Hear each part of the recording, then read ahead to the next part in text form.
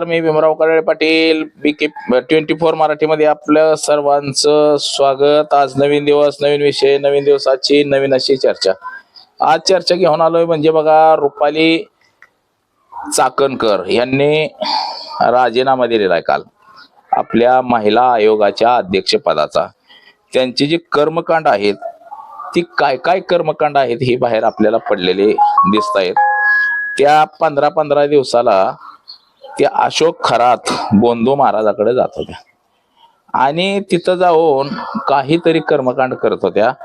त्या महाराजाचं मत होतं असं की माझ्या अंगामध्ये विष्णू संचारतोय, देव संचारतोय आणि देव अंगात आल्यानंतर माझ्यासोबत जर तुम्ही काय केलं तर त्याने तुमच्या अंगात ऊर्जा निर्माण होईल आणि तुम्हाला लय काहीतरी होईल.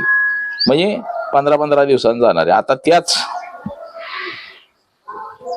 रुपाली चाकणकर यांच्यावरती गुन्हा दाखल होण्याची शक्यता आहे आणि त्यांना अटक सुद्धा होण्याची शक्यता आहे. आता त्या फरार आहेत, सध्या कुठं आहेत काय आहेत कोणालाच माहिती नाही, परंतु त्या फरार आहेत एवढं कळलंय आणि पोलीस त्यांना अटक करतील हेही तितकंच खरं आहे. तर याच विषयाची आज चर्चा घेऊन आलो. तर चला, सर्वप्रथम आपण जर चॅनल सबस्क्राईब केला नसेल तर चॅनल सबस्क्राईब करावा ही सर्वांना विनंती. आणि चला चर्चेला सुरुवात करूया. रुपाली ताई चाकणकर, ताई म्हणायचं ना आता, रुपाली बाई चाकणकर या दलाल आहेत की काय असा प्रश्न म्हणजे अनेकांनी विचारला. म्हणजे सुषमा अंधारे असतील, रुपाली ठोंबरे पाटील असतील, ह्या सगळ्यांनीच सडकून टीका त्या महिला आयोगाच्या अध्यक्षावरती केली.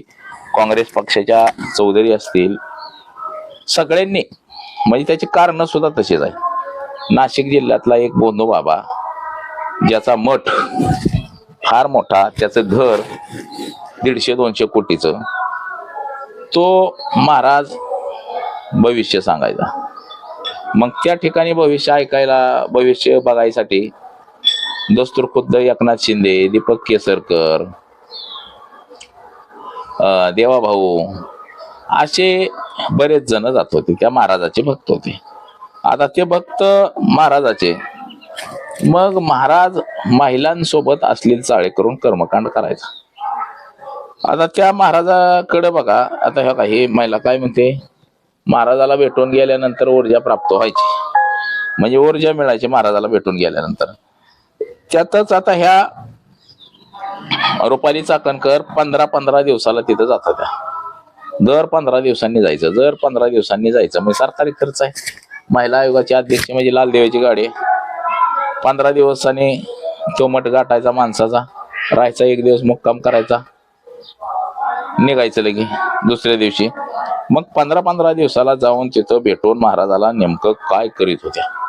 आता महाराजाचे तर असले चाळे आपण बघितलेले आहेत. महाराज कसा मूत्र प्रशासन करायला लावतोय, पुन्हा त्यात काहीतरी टाकतोय, जड आल्यावर त्यांना कसं सांगायचा. म्हणजे तो महाराज म्हणायचा, माझ्या अंगात देव संचारल्यानंतर माझ्या लिंगामध्ये सुद्धा खूप ताकद येते आणि त्या लिंगासोबत जर तुम्ही योनी सेक्स केला तर तुम्हाला अधिक ऊर्जा मिळेल असं सांगायचा महाराज.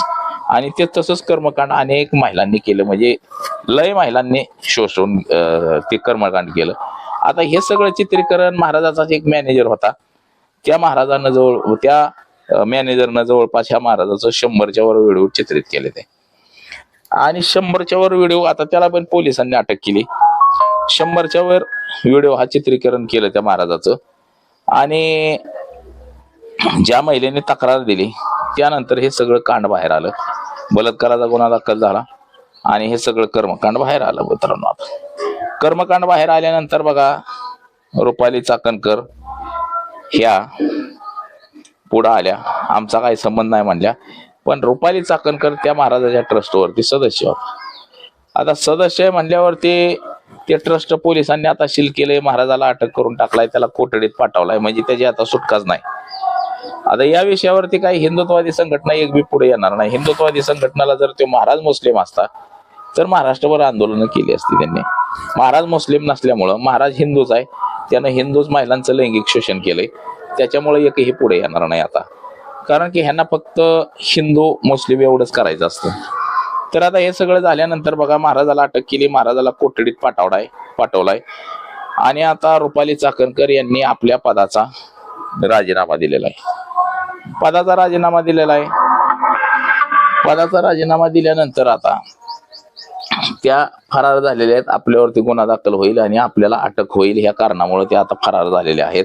परंतु पोलीस त्यांना कुठनं पण शोधून काढतील आणि त्यांना अटक करतील. आज अशी परिस्थिती झाली की रुपाली चाकणकर यांच्यावरती गुन्हा दाखल होईल आणि तो लवकरात लवकर गुन्हा दाखल होईल असं एकंदरीत आपल्याला दिसते.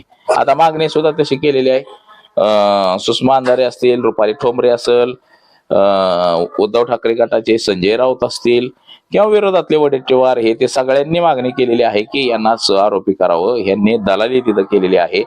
त्या महाराजाकडे बाया नेण्याचं काम यांनी केलेलं आहे.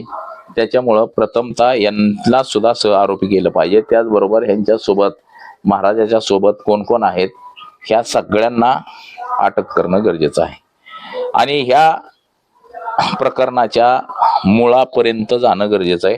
आता या ठिकाणी हे प्रकरण घडलंय त्या ठिकाणी तेजस्विनी सातपुते म्हणून त्या ठिकाणच्या पोलीस अधीक्षक आहेत.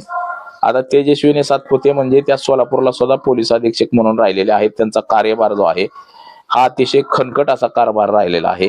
म्हणजे आजवर त्यांनी जिथं जिथं काम केलेलं आहे त्या ठिकाणी अतिशय तडक असं चोख काम बजावलेलं आहे आणि त्या प्रकरणाचं सगळं आता त्यांच्याकडेच आहे.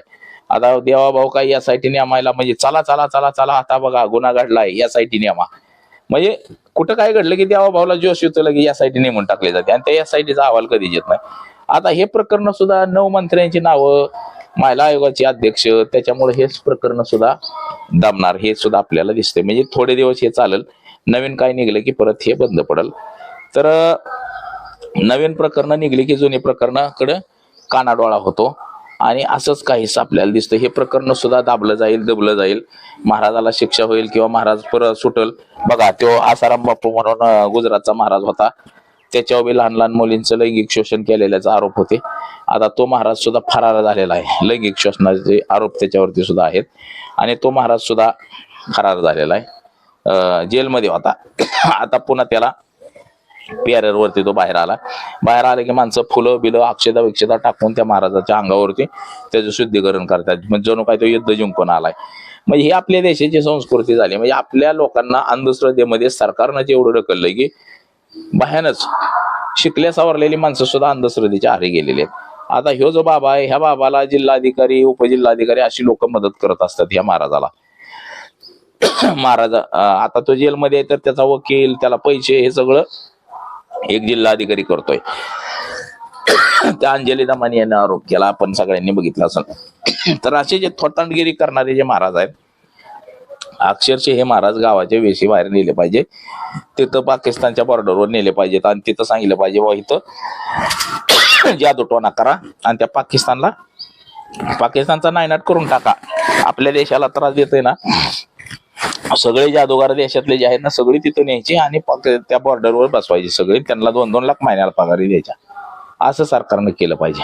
हे कर्मकांड करणारे लोक बंद केले पाहिजे. तर आता हे सगळं प्रकरण झालं. या सगळ्या प्रकरणामध्ये बघा रुपाली चाकणकर मात्र फरार आहे त्या आणि त्यांच्यावरती गुन्हा दाखल नाशिकमध्ये नक्कीच होईल आणि त्यांना सहआरोपी केलं जाईल आणि त्यांच्यावरती अटकेची टांगती तलवार आहे आता सध्या, त्यांना अटक सुद्धा केली जाईल. तर आज एवढंच. माझा सहकारी कॅमेरामन अनिकेत समी, भीमराव काळे पाटील, BKP 24 मराठी, इंदापूर, पुणे.